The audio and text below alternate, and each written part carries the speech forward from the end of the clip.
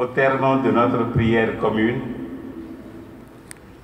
je m'en voudrais de ne pas remercier d'abord les confrères évêques, non pas seulement pour leur présence réconfortante à cette célébration, mais aussi pour leur accueil chaleureux et leur proximité cordiale depuis que j'ai eu le privilège de fouler le sol burundais. Je salue chaleureusement tous les évêques présents et toute l'Église locale.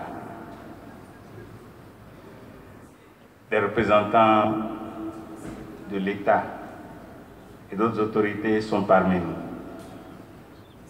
Merci, Excellence, le vice-président de la République, pour vos aimables paroles. J'apprécie au plus haut point la présence de la délégation que vous conduisez à cette cérémonie. Signe de bonnes relations entre l'Église et l'État dans ce pays et expression éloquente de la considération des autorités burundaises pour le siège apostolique. En vous exprimant ma très vive gratitude, je vous prie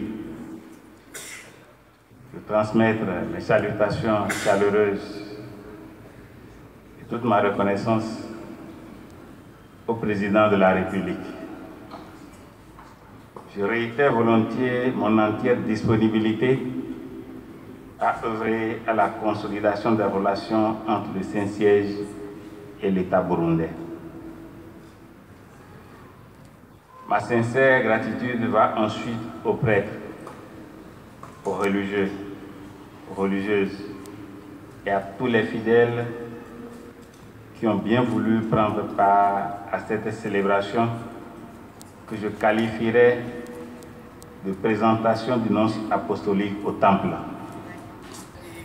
Vous tous, que le Seigneur soit votre récompense et que la Vierge Marie vous couvre tous de son manteau maternel. Tugire Christ.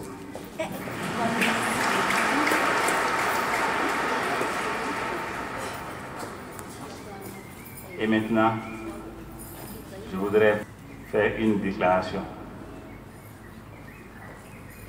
Le 1er février dernier, j'ai eu l'honneur de présenter au président de la République les lettres de créance par lesquelles je suis accrédité comme nouveau nonce apostolique de sa sainteté le pape François au Burundi.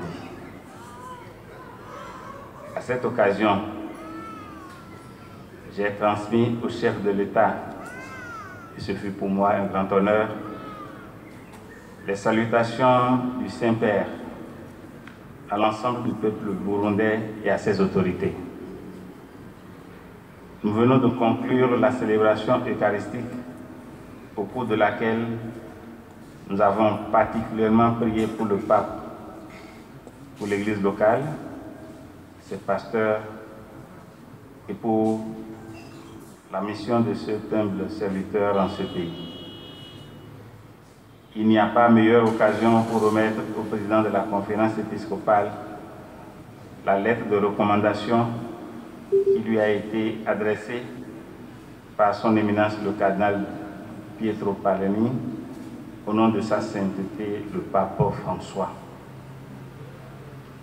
Par la nomination d'un nouveau nonce dans ce pays, le Saint-Père entend continuer à manifester sa sollicitude paternelle à l'égard de tous les Burundais, indépendamment de leur appartenance religieuse. Il porte spécialement dans son cœur et dans ses prières ceux qui souffrent, les pauvres et les petits. C'est pour moi un immense privilège d'avoir été envoyé au Burundi en cette période charnière particulière.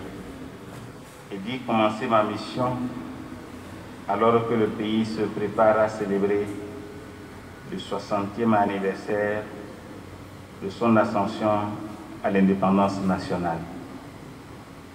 Cette commémoration marquera, à n'en point douter, un nouveau départ dans le riche parcours de cette nation.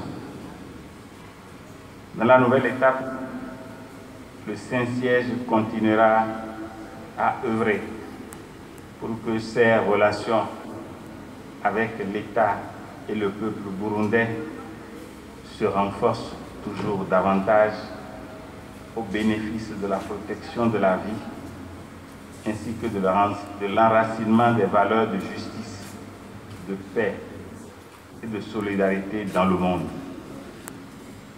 Comme elle le fait déjà dans cette nouvelle ère, l'Église catholique n'hésitera donc pas à prendre sa part dans la promotion du bien commun à travers sa pastorale sociale, notamment dans les domaines de la réconciliation, de l'éducation, de l'assistance aux pauvres dans le besoin et aussi dans le domaine de la santé.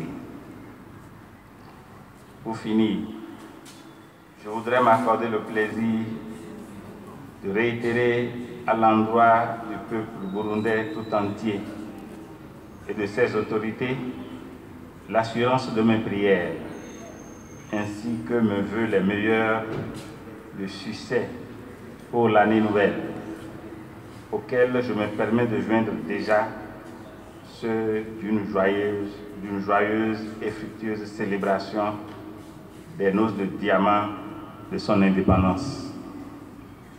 Prospérité, paix au Burundi. Abondante bénédiction divine sur tous les Burundais. Nikarambe iterambere n'amahoro mu Burundi.